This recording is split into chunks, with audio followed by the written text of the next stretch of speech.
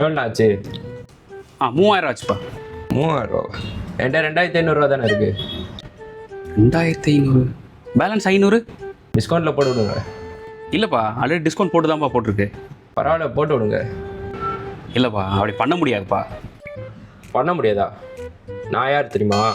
எங்கள் அண்ணன் யார் தெரியுமா? இல்லை, தெரியாதே. எங்கள் அண்ணன் இந்த ஏரியாவில் பெரிய ஆள். நான் அவரோட தம்பி. டிஸ்கவுண்ட்டை போடு.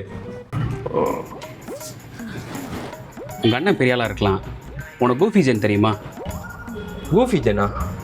கூஃபி ப்ரோ, நீங்கள் ஒன்று யோசிக்கிறீங்க, ஆனால் அது மட்டும் வேணாம் ப்ரோ. ப்ரோ வேணாம் ப்ரோ.